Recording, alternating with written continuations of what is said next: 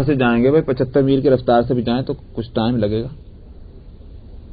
1 گھنٹہ نہیں تو پون گھنٹہ لگے گا، پون گھنٹہ نہیں تو آدھا گھنٹہ لگے گا۔ یہ تو ہے اسباب کہ آپ کار میں بیٹھے اور پون گھنٹے میں آپ وہاں پہنچ گئے۔ اگر یہ ہوا کہ آپ 5 منٹ میں وہاں پہنچ گئے تو یہ اسباب نہیں، سمجھنا، کار ہی میں گئے مگر 5 منٹ میں وہاں کھڑے نظر آ رہے ہیں آپ، یہ اسباب نہیں ہوں گے۔ اس کا نام معجزہ ہوگا، کرامت ہوگا یا استدراج ہوگا۔ یاد ہوگا میں نے بہت پہلے اس کی تقسیم کر دی تھی۔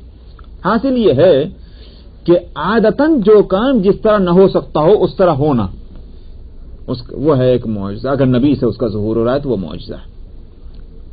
لیکن سوال یہ کہ یہ عمل ہے کس کا؟ نبی کا یا ولی کا جس کے ہاتھ سے وہ کرامت ظاہر ہو رہی، یا کسی اور کا؟ تو یہ نہ نبی کا یہ عمل ہے نہ ولی کا ہے، یہ اللہ کا ہے۔ اس میں نبی اور ولی کے اپنے اختیار کو کوئی دخل نہیں ہوتا، بالکل۔ بعض دفعہ تو نبی اور ولی کو پتہ بھی نہیں ہوتا کہ یہ ہونے جا رہا ہے اور وہ ہو جاتا ہے وہ کام، اور بعض دفعہ چاہتے بھی ہیں نبی اور ولی کے ہو جائے مگر نہیں ہوتا، اس لیے کہ وہ اللہ کے اختیار میں۔ اسی واسطے قرآن حکیم میں جگہ جگہ جہاں نبی سے معجزات کی فرمائش کی گئی کہ یوں ایک آیت دیکھیں، لولا انزل علی آیۃ من ربی، کوئی آیت تو ایسی اتر جاتی، کوئی ایسی نشانی تو دکھا دیتے پیغمبر کہ ہم بھی سمجھتے ہاں پیغمبر ہیں۔ لیکن کیا کہا گیا جواب میں؟ قل انما انت نذیر، آپ ڈرانے والے ہیں، اس سے زیادہ اور کچھ نہیں۔ آپ کو کوئی طاقت نہیں، آپ کو کوئی اختیار نہیں ہے۔ آپ نے کب دعویٰ کیا کہ میں خدا ہوں؟ آپ ایک نبی ہیں، ایک ڈرانے والے ہیں، ایک سمجھانے والے ہیں۔ نبی کا عمل نہیں ہے، میں نے حاصل یہ ہے جب نہیں ہے اللہ کا عمل ہے تو جب اللہ چاہیں تو وہ معجزہ ظاہر ہوگا، جب نہیں چاہیں گے تو نہیں ہوگا۔ یہ معجزہ ہے کہ یوسف علیہ الصلوۃ والسلام کا کرتا وہاں سے چلا اور یعقوب علیہ الصلوۃ والسلام کو اس کی خوشبو آ گئی، یہ معجزہ ہے۔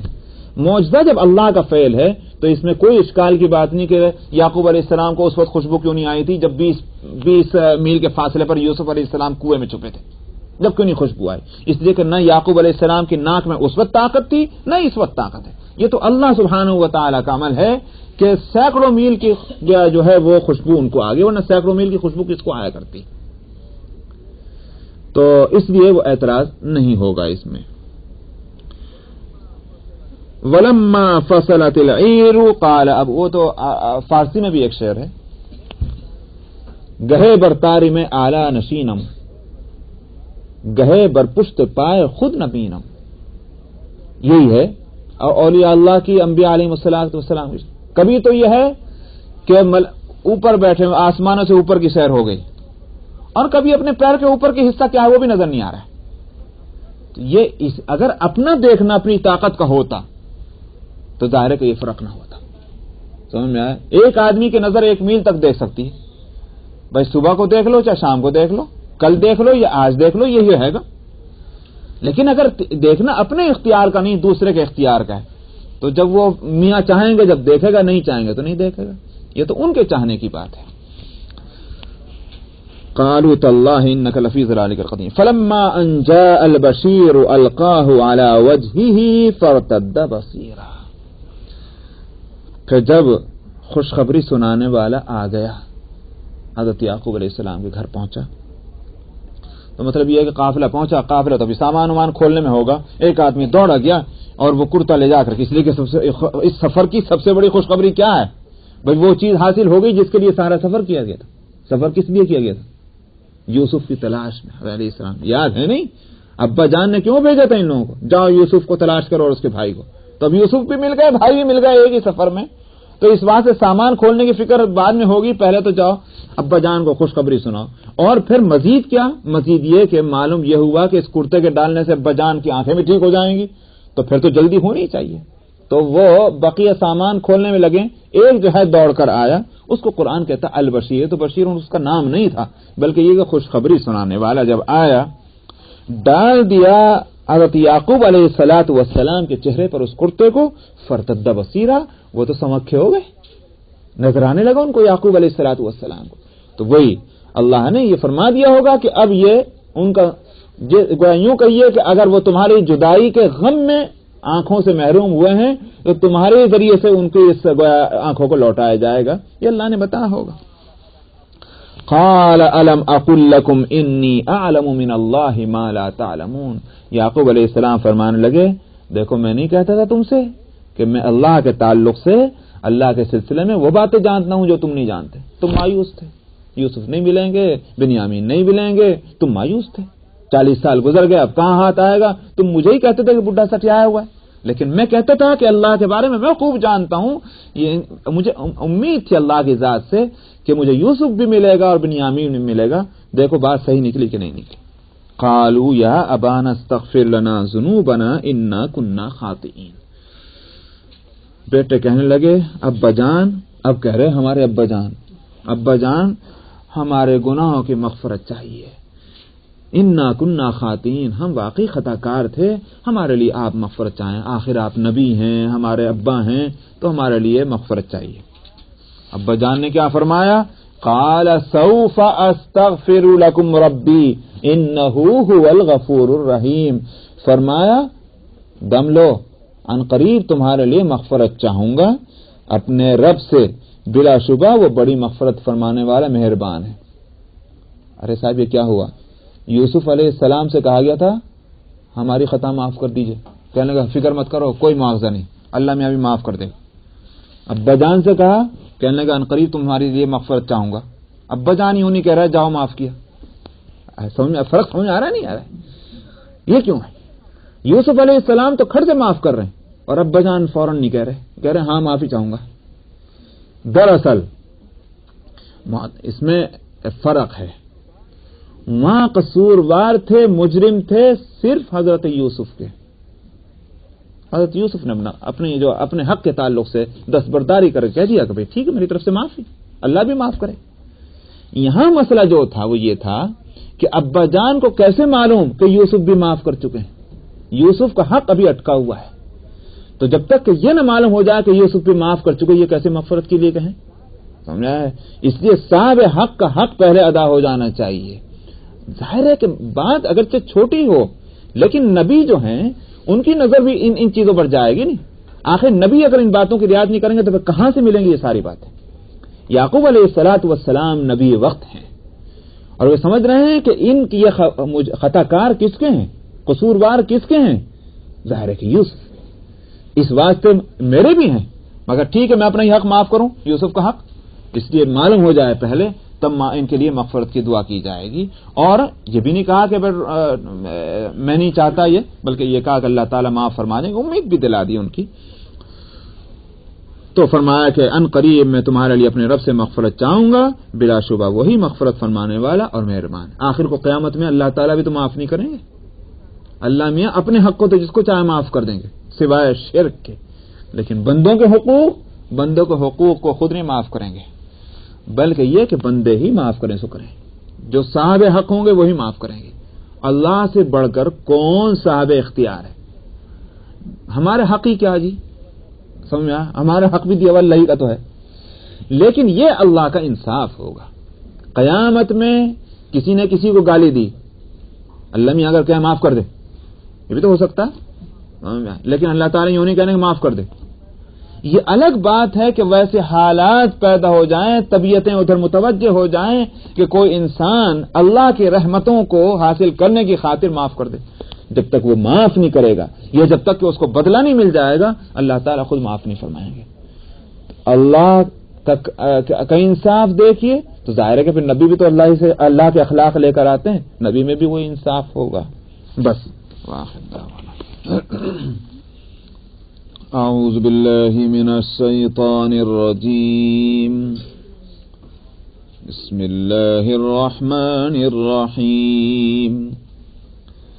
فلما دخلوا على يوسف آوى إليه أبويه وقال ادخلوا مصر إن شاء الله آمنين ورفع أبويه على العرش وخروا له سجدا وقال يا أبت هذا تأويل رؤياي من قبل قد جعلها ربي حقا وقد أحسن بي إذ أخرجني من السجن وجاء بكم من البدو من بعد أن نزغ الشيطان بيني وبين إخوتي إن ربي لطيف لما يشاء إنه هو العليم الحكيم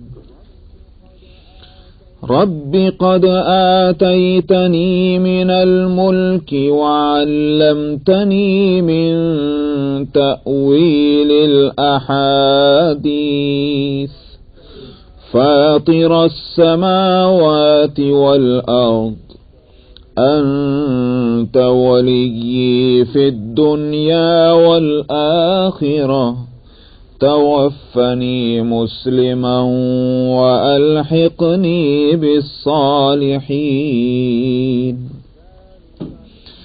ذلك من أنباء الغيب نوحيه إليك وما كنت لديهم إذ أجمعوا أمرهم وهم يمكرون وما أكثر الناس ولو حرصت بمؤمنين وما تسألهم عليه من أجر إن هو إلا ذكر للعالمين وكأي من آية في السماوات والأرض يمرون عليها وهم عنها معرضون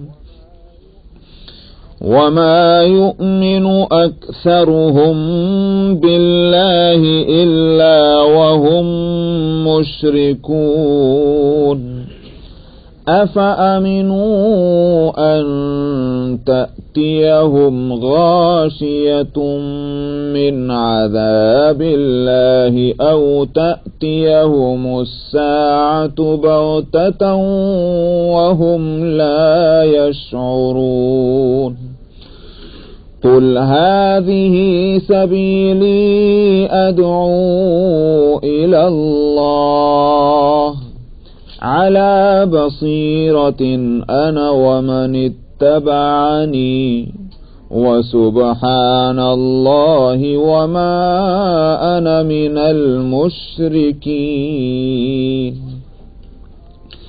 وما أرسلنا من قبلك إلا رجالا نوحي إليهم من أهل القرى أفلم يسيروا في الأرض فينظروا كيف كان عاقبة الذين من قبلهم ولدار الآخرة خير للذين اتقوا أفلا تعقلون حتى إذا استيأس الرسل وظنوا أنهم قد كذبوا جاءهم نصرنا فنجي من نشاء ولا يرد بأسنا عن القوم المجرمين لقد كان في قصصهم عبرة لأولي الألباب ما كان حديثا يفترى ولكن تصديق الذي بين يديه وتفصيل كل شيء وتفصيل كل شيء وهدى ورحمة لقوم يؤمنون صدق الله العظيم.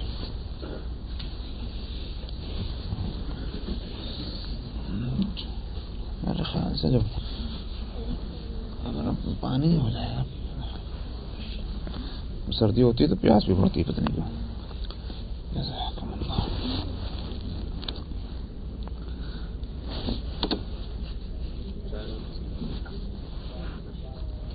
بھئی اس کے والد کے پاس پہنچ کر اور خوشخبری سنا دی کہ حضرت یوسف بھی مل گئے علیہ السلام اور بنیامین بھی مل گئے، اور حضرت یوسف کی ہدایت کے مطابق وہ کرتا بھی لے جا کر ان کے چہرے پر ڈال دیا تو وہ ان کی آنکھیں بھی ٹھیک ہو گئیں، دیکھنے لگے. اور اب یہ کہ چلنا ہے، حضرت یوسف علیہ السلام نے کہا تو پھر لاؤ سب کو. اب قرآن شریف کو یہ سب بتانے کی کوئی ضرورت نہیں کہ ہاں انہوں نے چلنے کا ارادہ کیا اور بستر باندھا اور بوریا باندھا اور چلے اور اس طرح چلے فلاں تاریخ کو، کوئی ضرورت نہیں ہے. پہنچ گئے. فلما دخلوا علی یوسف، جب وہ حضرت یوسف کے پاس پہنچے تو جیسا کہ ہوا کرتا ہے کہ جتنا بڑا کوئی مہمان آتا ہے اتنی دور سے اس کا استقبال ہوتا ہے. آپ بعض لوگوں کو ریسیو کرتے ہیں اپنے گھر کے ہی لیونگ روم میں، اور بعض جو ہیں اس کے لیے آپ کو دروازے تک جانا پڑتا ہے، اور بعض کے لیے ہو سکتا ہے ڈرائی وے کے باہر بھی روڈ پر جانا پڑے. کچھ وہ ہوتے ہیں جن کے لیے آپ کو ایئرپورٹ تک جانا پڑتا ہے، اور یہ بھی ہو سکتا ہے کچھ وہ ہوں جن کو نیو یارک جانا پڑے لینے کے لیے. جیسا مہمان ہوتا ہے ویسے ہی اس کا ریسیپشن. حضرت یوسف علیہ السلام کے واسطے ان سے بڑھ کر اور کون سا قافلہ ہوگا کہ جس کا ریسیپشن جو ہے وہ شان شان ہو اور حضرت یوسف علیہ السلام جو ہے اس کے لیے اہتمام کریں. تو بادشاہ وقت ہیں، اگرچہ ابھی حقیقی بادشاہ موجود ہے جیسا کہ گزشتہ اور دو تاریخ کی کتابوں میں ملتا ہے. تلمود جو ہے یہودیوں کی کتاب، اس میں یہ موجود ہے کہ بادشاہ اصل موجود ہے، لیکن اس نے پورا کام چونکہ سونپ رکھا حضرت یوسف علیہ السلام کو، تو بادشاہ کو جیسے ہی یہ معلوم ہوا کہ یوسف کی فیملی آ رہی ہے تو اس نے بھی خاص طور پر یہ کہا کہ ان کے سرکاری طور پر ان کے استقبال ہونا چاہیے، پورا اہتمام ہونا چاہیے ان کے ریسیپشن کا. تو سرکاری طور پر استقبال کی صورت کیا ہوئی؟ جو کیپٹل تھا دارالسلطنت، اس کے کافی دور باہر جو ہے وہ میدانوں میں ان کا استقبال اس طرح سے کیا گیا کہ وہاں خیمے لگائے گئے کہ وہاں پہلے آئیں گے، ٹھہریں گے، اور اس کے بعد وہاں ان کی خاطر مدارات ہوگی، کچھ دن آرام کرایا جائے گا، پھر ان کو وہاں کی شان جو ہے ان کو پھر کیپٹل میں لایا جائے گا. جس طرح سے بھی سمجھ میں آئے. تو وہاں حضرت یوسف علیہ السلام خود پہنچ گئے اس قافلے کے استقبال کے لیے میلوں دور. وہیں یوسف علیہ السلام کے جو بھی ان کا خیمہ رہا ہوگا، شاہی خیمہ، اس میں جب یہ پہنچے آوا الیہ ابویہ، اپنے ابا کو اور اپنی اماں کو، والدہ کا تو انتقال ہو چکا، خالہ ہیں وہی اماں کی جگہ ہیں، ابویہ اپنے والدین کو اپنے قریب ان کو جگہ دی. جو تخت شاہی ہوگا وہاں بھی معاف کیجیے.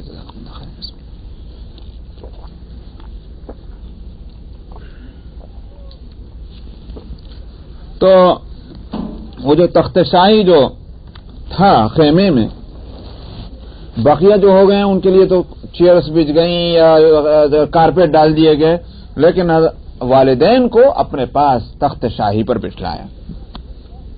وَقَالَ ادْخُلُوا مِصْرَ إِنْ شَاءَ اللَّهُ آمِنِينَ، اور اس کے بعد کہا کہ مصر میں تشریف لے چلیں. معلوم ہے یہ مصر سے باہر استقبال ہو رہا ہے، اپنے گویا حدود سلطنت سے باہر.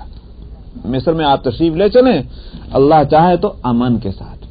امن کے ساتھ معنی کیا ہے کہ جیسے دوسروں کے ملک میں جاتے ہوئے ہر قسم کے خطرے بھی ہوتے ہیں، پابندیاں ہوتی ہیں، یہاں جاؤ وہاں مت جاؤ، یہاں کا ویزا ہے وہاں کا ویزا نہیں ہے، یہ کوئی پریشانی آپ کے لیے نہیں. امن کے ساتھ ہوں گے، جہاں چاہے رہیے، اس ملک کی آپ کو نیشنلٹی دی جاتی ہے. اور یہ واضح جیسے اپنے ملک کے باشندے جس طرح سے آزادی کے ساتھ چلتے پھرتے ہیں، ٹھیک اسی طرح آپ رہیں گے آمنین، امن کے ساتھ. تو اب شہر اپنے ملک میں اب لے جا رہے ہیں. وَرَفَعَ أَبَوَيْهِ عَلَى الْعَرْشِ وَخَرُّوا لَهُ سُجَّدًا. اب مصر میں پہنچ گئے تو شاہی محل میں اب اس قافلے کا استقبال ہو رہا ہے. پہلے تو وہاں میدان میں ہوا بارڈر پر، اب جو ہے شاہی محل میں ان کا استقبال ہونا ہے. تو یوسف علیہ السلام معلوم ہوتا ہے کہ یہ سب لوگ وہاں موجود ہیں محل میں. یوسف علیہ السلام اپنے شاہانہ لباس میں، شاہانہ انداز میں محل میں داخل ہو رہے ہیں. تو یوسف علیہ السلام نے حکم دیا کہ میرے والدین کو تخت شاہی پر بٹھلایا جائے. تو یوسف علیہ السلام کے ساتھ والدین تخت پر بیٹھے ہیں علی العرش. وَخَرُّوا لَهُ سُجَّدًا، اور وہ سب کے سب جو ہیں انہوں نے ان کو سجدہ کیا. کس کو؟ یوسف علیہ السلام. جھک گئے سجدے میں. خر یخرو کے معنی جھکنے کے ہیں، اور سجدہ یسجدو کے معنی بھی دراصل جھکنے کے ہیں. سب جھک گئے سجدہ کرتے ہوئے. اچھا صاحب، پہلے آگے ترجمہ لے لیجیے. وقال یا ابتی ھذا تأویل رؤیای من قبل. تو یوسف علیہ السلام نے کہا ابا جان یہ تعبیر ہے میرے خواب کی. یاد ہے کون سا خواب؟ وہ جو بالکل شروع صورت میں آیا تھا. اذ قال یوسف لابیہ یا ابتی انی رأیت 11 کوکبا والشمس والقمر رأیتهم لی ساجدین. یوسف علیہ السلام، قصے کی ابتدا وہیں سے ہوئی تھی، اسی واقعے سے کہ یوسف علیہ السلام نے بچپن میں اپنے والد حضرت یعقوب علیہ السلام سے کہا کہ ابا جان میں نے خواب میں دیکھا ہے کہ 11 ستارے اور چاند اور سورج دونوں مجھے سجدہ کر رہے ہیں. ابا جان نے اس وقت روک دیا تھا، مت کہنا کسی سے یہ خواب بڑا زبردست ہے، تجھے فتنے میں ڈال دے گا. آج یوسف علیہ السلام کہہ رہے ہیں کہ ابا جان میرے یہ اس خواب تعبیر ہے. 11 ستارے تو 11 بھائی، چاند سورج تو ابا اماں. اس کی میں تقریر وہیں کر چکا تھا جب آیت پڑھی تھی. تو یہ اس کی تعبیر ہے. جہاں تک سجدن کا لفظ کا تعلق ہے، اس میں بعض لوگوں نے یہ احتیاط برتنے کی کوشش کی ہے کہ سجدہ جو ہے حقیقتاً سجدہ ہوا یا صرف جھکیں. میں نے کہا کہ سجدے کے معنی دونوں، اصل تو سجدے کے معنی جھکنے کے ہیں، لیکن اصطلاحی معنی جو اس کے ہیں وہ ہیں زمین پر پیشانی کو ٹیکنا. اور اس میں بھی اصطلاح شریعت کے اندر سجدہ جب ہوگا جبکہ ناک اور ماتھا دونوں ٹیک دیے جائیں. اسی واسطے نماز کا سجدہ مکمل نہیں ہوگا جب تک دونوں چیزیں نہ رکھ دی جائیں. عذر ہو تو بات الگ ہے. اگر عذر شرعی ہے کہ ناک پر کوئی پھنسی پھوڑا لگا ہوا ہے یا اس طرح کی زخمی ہے یا ماتھے پر کہ وہ نہیں ٹک سکتا تو بات الگ ہے. لیکن بغیر عذر شرعی کی اگر دونوں میں سے صرف ایک چیز رکھی گئی تو سجدہ نہیں ہوگا. تو ناک اور پیشانی دونوں رکھنی، اور ناک بھی خالی پھنگل ہی نہیں بلکہ یہ کہ اتنا ٹک جائے کہ جس سے یہ جو سخت حصہ ہے زمین پر یہ ٹک جانا چاہیے. یہ ہے شرعی سجدہ. تو میں نے کہا کہ لغت کے اعتبار سے سجدہ یسجد کے معنی جھکنے کے بھی ہیں. بعض لوگوں نے یہی ترجمہ کیا کہ جھک گئے، اور یہ ترجمہ اس لیے کیا کہ سجدہ اصطلاحی اگر ہوگا تو اس سے اعتراض یہ ہوتا ہے کہ وہ سجدہ تو اللہ کے واسطے ہے تو غیر اللہ کے واسطے سجدہ کیسے کیا گیا. یہ ساری رہے اس بحث سے بچنے کے لیے انہوں نے. لیکن واقعہ یہ ہے الفاظ اس آیت کے ساتھ نہیں دے رہے ہیں اس ترجمے کے. کیوں؟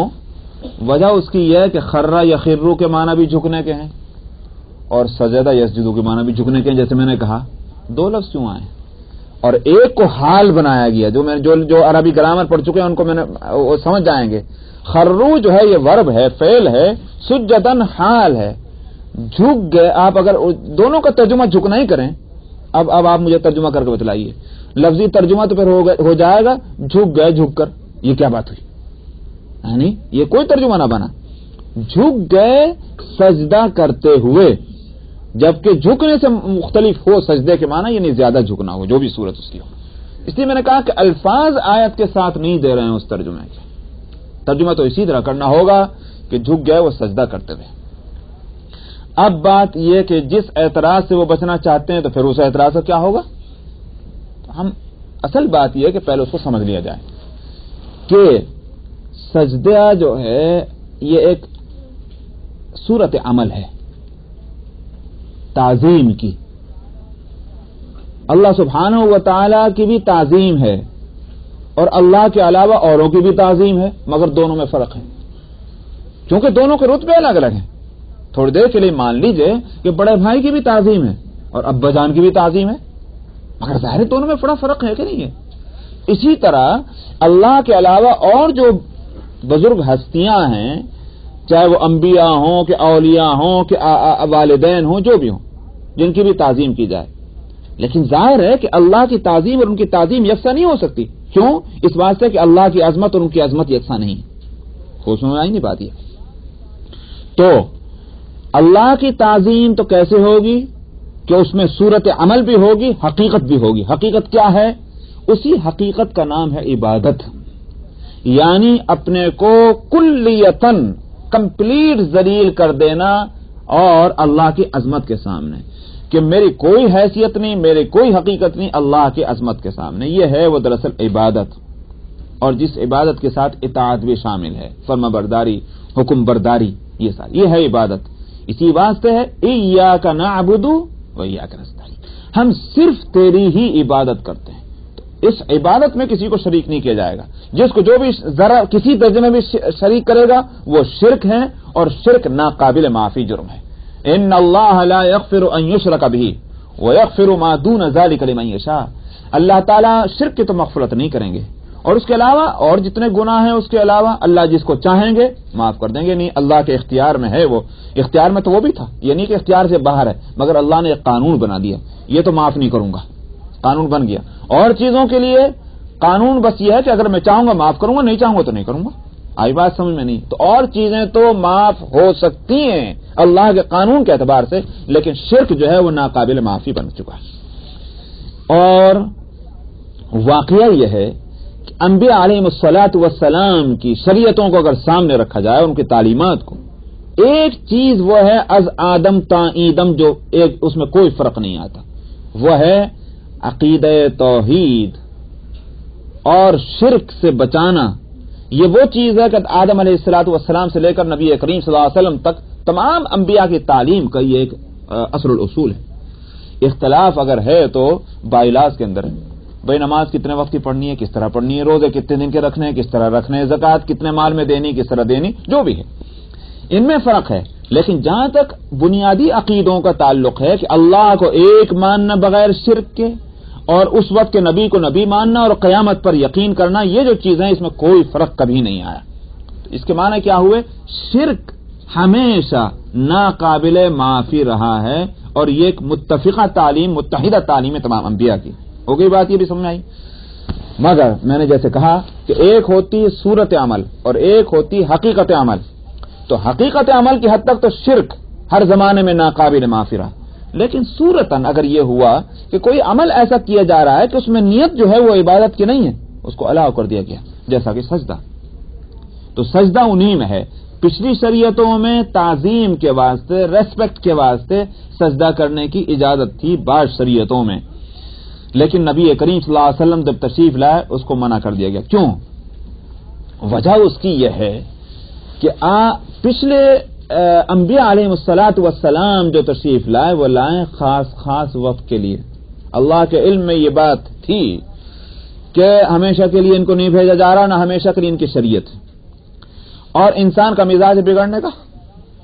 نبی آتے ہیں، اللہ کا پیغام پہنچاتے ہیں، شریعت کو نافذ کرتے ہیں، لوگ راہ راست پر جن کو توفیق ہے وہ آ جاتے ہیں. اس کے بعد پھر وقت گزرتا ہے اور پھر اسی بگاڑ میں مبتلا ہو جاتے ہیں. پھر ایک دوسرا نبی آتا ہے، پھر وہ اصلاحی کوششیں کرتا ہے، پھر کچھ معاشرہ سدھر جاتا ہے، پھر وہ چلے جاتے ہیں، پھر بگاڑ آتا ہے، تو ایک نبی کے بعد نبی آتا ہے. یہ صورت. اس لیے صرف ہدایتیں دے دی گئیں، پیش بندیاں نہیں کی گئیں. پیش بندیوں کا مطلب سمجھتے نہیں سمجھتے؟ مثال کے طور پر کسی کو آپ بچے سے اس کو ہٹانا چاہتے ہیں، بھائی بچہ اس کو ہاتھ نہ لگائے. پیش بندی کے کیا معنی؟ یہاں تک بھی نہ آنے دیں اس کو، اس لیے کہ یہاں آئے گا تو ہاتھ ہی لگا دے گا. تو اب اگر اس کو بچانا ہے تو بہترین صورت کیا ہے؟ اس کو دور تک بھی آنے نہ دیا جائے. اس کو کہتے ہیں پیش بندی. تو گزشتہ شریعتوں میں صاف صاف حکم دے دیا گا یہ کام مت کرو، مگر اس کے لیے پیش بندیاں نہیں کی گئیں، کیونکہ اللہ کے علم میں تھا کہ نیا نبی آئے گا وہ پھر صحیح کرنے کی کوشش کرے گا. نبی کریم صلی اللہ علیہ وسلم تشریف لائے ہیں آخری نبی بن کر. آپ کے بعد کوئی نبی نہیں آئے گا، اور اگر ہوں گے کام کرنے والے تو وہ علماء ہوں گے، اہل اللہ ہوں گے، اولیاء اللہ ہوں گے، اصلاحی کام کریں گے. مگر یہ کہ اللہ کی وحی آئے اور یہ کہ کوئی نبی آئے، یہ نہیں ہوگا. اب کیا ہوا؟ یہ ہوا کہ حکم بھی دیا گیا اور ساتھ میں پیش بندیاں بھی کر دی گئی، جیسا کہ سجدہ منع، تصویر بنانا منع، کیونکہ سابق میں یہی صورت ہوئی تھی کہ تصویروں ہی سے ابتدا ہوئی تھی. جن کے ساتھ عقیدت تھی ان کی صورتوں کو اپنے ذہن میں باقی رکھنے کے واسطے، تاکہ ہمیں ان کی زندگیوں سے ہم اپنا رشتہ نہ توڑ لیں. ہم یاد رکھیں کہ فلانے بزرگ جو تھے وہ ایسے اور ایسے تھے، اللہ کو اس طرح یاد کرتے تھے. تو جب ہم اللہ کو یاد کرنے بیٹھیں گے تو ان کی زندگیاں اور زندگیوں میں اللہ کو یاد کرنے کا نقشہ ہمارے سامنے آئے گا تو ہمارا بھی دل لگے گا. اس وجہ سے انہوں نے کیا کیا؟ تصویریں رکھ لی. جیسے آپ دیکھتے ہیں بھئی سکھوں میں جا کر دیکھ لیجئے کیا ہے، اس کی جو ہے کیا نام ہے، گرو نانک کی تصویر رکھتے ہیں سامنے. کیوں رکھتے ہیں وہ؟ ان سے پوچھے تو یہی بات ہے کہ وہ بھی پرماتما کی عبادت ہو رہی وہاں، مگر دراصل وہ یہ ہے کہ گرو نانک کی ہستی شخصیت ہمارے سامنے رہے گی تو ہمیں خاص توجہ ہوگی اپنے پرماتما کی پوجا اور عبادت اور ورشپ کرنے میں. یہ وہ غلط تھی جو پچھلی امتوں نے اس کو اپنایا، اور نتیجہ اس کا کیا ہوا؟ پھر اللہ میاں بھی اس سے ان کو غائب کر دیا گیا اور وہی معبود بن گئے جس کی تصویر بنائی گئی تھی. تو شرک شروع ہوا ہی اس طرح سے. تو گزشتہ قوموں کے اندر میں نے کہا تصویریں بنانے کی اجازت تھی، چنانچہ آپ قرآن حکیم میں حضرت سلیمان علیہ الصلوۃ والسلام کے تذکرے میں موجود ہے کہ وہ یعملون له ما یشاء من محارب وتماثیل وجفان کالجواب. جنات جو تھے وہ مسخر تھے حضرت سلیمان علیہ السلام کے لیے، اور وہ ان کے واسطے بلڈنگیں بنایا کرتے تھے اور تصویریں بنایا کرتے تھے اور بڑے بڑے برتن بنایا کرتے تھے، دیگیں اور دیگچیاں، یہ سب کرتے تھے. جو کام انسانوں کے بس کا نہیں تھا وہ جنات سے یہ کام. تو اس میں تماثیل، تمثال کے معنی تصویر کے ہیں، پکچر کے ہیں، جو بھی آپ اس کا نام لیں. تو گزشتہ شریعتوں میں اس کی اجازت تھی. کیوں؟ میں نے جو اس کی وجہ پہلے بتلا دی کہ بھئی خرابی آئے گی، دوسرا نبی آ کر ٹھیک کر لے گا. لیکن نبی کریم صلی اللہ علیہ وسلم کی شریعت میں یہ پیش بندیاں کر دی گئیں. تصویر منع، فرمایا نہیں وہ کیا نام ہے، وہ فرشتے رحمت کے نہیں آئیں گے اس گھر میں جس میں تصویر اور کتا موجود ہو. پیش بندی ہے یہ. اور اسی طرح سے یہ ہوا کہ سجدہ منع. صحابہ رضی اللہ عنہم نے میں سے بعض نے آ کر عرض کیا، یا رسول اللہ ہم دیکھتے ہیں روم اور فارس کے درباروں میں کہ بادشاہوں کو سجدے کیے جاتے ہیں. یا رسول اللہ اگر ان کو سجدہ ہوتا ہے تو آپ تو کہیں زیادہ حقدار ہیں اس بات کے کہ آپ کو سجدہ کیا جائے. ہم کو اجازت ہو تو ہم سجدہ کریں. کون سا سجدہ؟ کیا صحابہ شرک کر رہے تھے؟ تصور ہی نہیں ہو سکتا. صحابہ شرک کریں اس کا کوئی سوال پیدا نہیں ہوتا. کون سا سجدہ کر رہے تھے؟ ظاہر سجدہ تعظیمی، ریسپیکٹ والا سجدہ، عبادت والا سجدہ نہیں. لیکن نبی کریم صلی اللہ علیہ وسلم نے فرمایا نہیں، اگر غیر اللہ کے علاوہ کسی اور کے لیے سجدے کی اجازت ہوتی تو میں عورتوں کو حکم دے دیتا کہ وہ اپنے شوہروں کو سجدہ کریں. ماں مراد اس کی یہ کہ بھئی ایک بیاہتی عورت کی زندگی میں اس کے لیے شوہر سے بڑھ کر اور کون چیز عزیز ہو سکتی.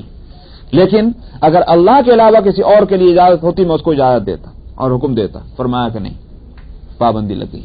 تصویروں کی پابندی، سجدے کی پابندی. تو دراصل یہ میں نے کہا پیش بندیاں ہیں، ورنہ گزشتہ شریعتوں میں اس کی اجازت تھی. آخر اگر یہاں ترجمہ اس طرح نہیں کریں گے تو پھر کیا کہیں گے کہ حضرت آدم علیہ الصلوۃ والسلام کو جب بنایا گیا تو اللہ تعالیٰ نے خود فرمایا کہ فقعوا لہ ساجدین. تم وقع یقعو کے معنی گر جانا، پڑ جانا، ساجدین سجدہ کرتے ہوئے. وہاں تو خالصاً سجدہ ہے، کوئی انکار ہی نہیں کیا جا سکتا. مگر ظاہر ہے کہ ایک تو یہ کہ وہاں شرک کا احتمال نہیں تھا. حضرت فرشتوں میں اس بات کا امکان نہیں تھا کہ وہ شرک کر سکتے ہیں. جتنا حکم ملا اتنا ہی وہ کام کریں گے. اور دراصل حکم کی تعمیل تو سب سے بڑی عبادت ہے. اسی لیے میں نے کہا تھا عبادت کے اندر وہ لفظ اطاعت جو ہے وہ شامل ہے. تو یہاں عبادت اللہ ہی کی ہے اس معنی کر، اگرچہ انہوں نے سجدہ کیا آدم علیہ السلام کو. کیوں؟ اس لیے کہ اللہ کے حکم کی تعمیر ہو رہی ہے. تو اس سے بڑھ کر اور کیا عبادت ہوگی. تو وہاں سجدہ ہوا. گزشتہ شریعتوں میں سجدے کی اجازت تھی، مگر اس شریعت میں اس کو قطعاً تو حقیقتاً تو پہلے بھی ممنوع تھا، یعنی حقیقت عمل کے اعتبار سے. لیکن صورت عمل کی حد تک اجازت تھی، صورت عمل کی حد تک بھی اس کو ختم کر دیا گیا اس شریعت کے اندر. تو میں کہتا ہوں کہ یہاں اس آیت کا ترجمہ سیدھا سیدھا کیا جائے اور پچھلی شریعتوں میں اس کی اجازت تھی، اس لیے وَخَرُّوا لَهُ سُجَّدًا، وہ سب جھک گئے سجدہ کرتے ہوئے. وقال یا ابت، اور کہا انہوں نے ابا جان یہ تعبیر ہے میرے خواب کی جو پہلے من قبل جو پہلے سے دیکھی، قد جعلها ربی حقا، میرے رب نے اس کو سچا کر دکھایا. یعنی خواب کا سچا ہوتا ہے نا بھی اللہ کی مہربانی کی بات ہے. ایک خواب دیکھا اور وہ جو سمجھا گیا اس کے مطابق سچا ہوا، پھر جبکہ وہ نعمت والی بات تھی. وقد احسن بی اذ اخرجنی من السجن، اوہو کوئی ہمارے جیسا ہو تو تکلیفوں کو کیسے یاد رکھ کے شکوہ کرے، مگر یہ ہے شان انبیاء علیہ السلام کی. تو کتنی تکلیفیں اٹھائیں، ان تکلیفوں کا تذکرہ شکوے کے انداز میں نہیں بلکہ شکر کے انداز میں. اللہ کا کتنا بڑا کرم ہے میرے اوپر کہ اللہ تعالیٰ نے میرے ساتھ کتنے اچھے معاملے کیے ہیں، فلانی تکلیف سے نکالا، فلاں تکلیف سے نکالا، فلاں تکلیف سے نکالا. تو اس کے معنی کیا ہوئے، انبیاء کی نظر اس پر ہے کہ تکلیف اگرچہ ہوتی ساری چیز اللہ کی طرف سے، جو بھی کچھ ہوتا اللہ کی طرف سے، لیکن انبیاء کی شان یہ ہے کہ پریشانی اور مصیبتوں کو اپنی طرف منسوب کرنا اور پریشانیوں سے نکلنا اور گویا عافیت پا لینا اس کو اللہ کی طرف منسوب کرنا، یہی دراصل ادب ہے. تو اسی انہوں نے کہا کہ میرے ساتھ میرے رب نے احسان کیا جب مجھ کو نکالا قید سے، من السجن. ابا جان کو گویا یہ بتلایا جا رہا کہ میں قید میں بھی رہ چکا اور قید سے مجھے اللہ تعالیٰ نے اس طرح نکالا. وجاء بكم من البدو، اور لے آیا آپ کو میدانی علاقے سے. بدو اس جگہ اس علاقے کو کہتے ہیں کہ جہاں جو آبادی جو ہے وہ اس طرح نہ ہو جس طرح ہوا کرتی، جیسے مکانات بننا، بلڈنگیں بن رہی ہیں، گلیاں ہیں، شہر ہیں، دکانیں ہیں، بازار ہیں، یہ کچھ نہیں. اس علاقے کو کہتے ہیں بدو. اسی بات سے عرب میں جو دیہاتی جو میدانی لوگ ان کو کیا کہتے ہیں، بدو کہتے ہیں. تو وہ بدو اسی سے ہے دراصل بدو. اور لے آیا آپ کو اس میدانی صحرائی علاقے سے بعد اس کے کہ میرے اور میرے بھائیوں کے درمیان شیطان نے گڑبڑ پیدا کر دی تھی. نزغ الشیطان، کیا کہ بھئی بھائیوں نے اسی وجہ سے مجھ کو لے جا کر کنویں میں ڈالا، جو کچھ ہوا تو شیطان کی حرکت تھی. لیکن اس کے بعد اللہ تعالیٰ نے کتنا بڑا کرم کیا کہ ہم سب ایک دوسرے سے مل گئے. ان ربی لطیف لما یشاء، اللہ سبحانہ و تعالی جو چاہتے ہیں اس کے کرنے کے لیے بہترین انتظام کر دیتے ہیں. لطیف اللہ کا نام ہے. حقیقتاً اس کا یک لفظی ترجمہ متعین طور پر دنیا کی کسی زبان میں نہیں ہو سکتا، یہ واقعہ. تو اس لطیف، لفظ لطیف، ورنہ تو آپ لطافت کے معنی تو آپ لطافت کا ہی ترجمہ کر کے بتا دیجیے. چلیے صاحب، لطافت جو اس کا روح، جو اس کا مصدر ہے، سمجھ میں اس کا بھی ترجمہ نہیں ہے، نہ اردو میں ہے نہ انگلش میں ہے، کسی زبان میں اس لفظ کا ترجمہ نہیں ہے. آپ تقریر کر سکتے ہیں اس کے لیے کہ لطافت کے معنی بھائی یہ ہیں، یہ ہیں، یہ ہیں، یہ. آپ ایک دو چار لائنوں کی آپ تقریر کر جائیں، یہ تو کر سکتے ہیں، لیکن یک لفظی ترجمہ نہیں ملے گا اس لفظ کا. ان ربی لطیف لما، اس لیے میں نے وہ کہا کہ اللہ جو چاہتے ہیں اس کے کرنے کے لیے ایک بہترین تدبیر کر لیتے ہیں. انہ هو العلیم الحکیم، بلا شبہ وہ جاننے والا ہے اور حکمت والا ہے. اس کو پتا ہے کون چیز کہاں ہے، کس حالت میں ہے، اور اس کا حل کیا ہونا ہے، کس وقت ہونا ہے، یہ وہی جانتا ہے. اس لیے کہ حکمت والا ہے. اب ہم تو تکلیف میں تھے، ہم چیخے چلائیں اس وقت، ہم کو کیا معلوم کہ اللہ نے ہم کو اس تکلیف میں کتنے دن کے واسطے رکھا، کیوں رکھا ہے، اس میں کیا حکمت ہے، ہم نہیں جانتے، ہم تو پریشان ہو جاتے ہیں. یہ ہے العلیم الحکیم. رب قد آتیتنی من الملک وعلمتنی من تأویل الاحادیث. اب اپنے ابا جان سے بات کرتے کرتے، اللہ کی نعمتوں کا تذکرہ کرتے کرتے فوراً توجہ اللہ کی طرف ہوئی اور پکارنے لگے، خدا بندہ آپ نے مجھے حکومت عطا فرمائی اور آپ نے مجھے باتوں کی گہرائی تک پہنچنے کا علم عطا فرمایا. فاطر السماوات والارض، آسمانوں اور زمین کے پیدا کرنے والے آپ ہی دنیا اور آخرت میں میرے کارساز ہیں، میری کون مدد کر سکتا ہے. دیکھ لیجئے، ابا تو پہلے بھی موجود تھے، اماں تو پہلے بھی موجود تھے، یہ بھائی پہلے جو سگے ہیں، لیکن کیا مجھے جو تکلیف پہنچنی تھی کوئی میرے کام آ سکا؟ اللہ ہی کام آتے ہیں، جو آتے ہیں اللہ ہی بچاتے ہیں. اس لیے کہا کہ انت ولی فی الدنیا والآخرہ، آپ ہی میرے کارساز ہیں دنیا اور آخرت میں. اور متوفنی مسلما والحقنی بالصالحین، مجھے مسلمان بنا کر ہی مجھے موت دیجئے اور نیک لوگوں کے ساتھ مجھ کو شامل کیجئے. اللہ اکبر. نیکوں کو نیکی انبیاء کی صدقے میں ملتی، لیکن انبیاء بھی خود یہ دعائیں کر رہے ہیں، خداوندہ نیکوں میں مجھے شامل رکھیے. کیوں؟ بات وہی ہے کہ اللہ سبحانہ و تعالیٰ کی عظمت پر جب پوری نظر ہو تو سمجھتے ہیں کہ اختیار ہے میاں کا، کوئی ہمارا ایگریمنٹ نہیں ہے کہ ہم یوں کہیں کہ اللہ میاں تم نے یوں کیوں کیا اور یوں کیوں نہیں کیا، اللہ پابند نہیں ہے. یہ ہے وہ حقیقت جس پر انبیاء علیہ الصلوۃ والسلام کو نظر. کس نے ان کو نبی بنایا؟ اللہ نے. اور معلوم ہے کہ گزشتہ تاریخ یہ بتاتی ہے انبیاء کی کہ جس کو اللہ نے ایک دفعہ نبی بنایا کبھی اس کو معزول نہیں کیا، کبھی اس کو فائر نہیں کیا کہ صاحب آج سے آپ نبی نہیں ہیں. یہ کبھی نہیں ہوا. اللہ نے جس کو نبی بنایا وہ نبی بنا اور ہمیشہ کے لیے رہا. مطلب یہ کہ جب تک وہ دنیا میں رہے وہ نبی رہے. اس کے باوجود ہر نبی جو ہے وہ گھبراتا ہے اللہ سبحانہ و تعالیٰ کی عظمت کے سامنے اور دعائیں مانگتا ہے کہ یہ خیر جو مجھ کو ملی ہوئی ہے یہ خیر باقی رہے. تو اس لیے کہ اللہ مختار ہیں. تو والحقنی بالصالحین گویا ایک عام بات یہ ہے کہ مجھے نیکوں میں شامل رکھیں، بس اسی کی دعا ہے. ذالک من انباء الغیب نوحیہ الیک. یہاں آ کر حضرت یوسف علیہ الصلوۃ والسلام کا وہ قصہ ختم ہو رہا ہے. بات تو پوری ہو گئی، خواب سے شروع ہوا اور یہاں لا کر ختم کیا کہ اتنی ان کو ترقی ملی دنیا کے اعتبار سے کہ دنیاوی لحاظ سے اس سے زیادہ اور کیا ترقی ہو سکتی. تخت شاہی پر بٹھا دیجئے کسی کو اور کیا کہہ سکتے ہیں آپ.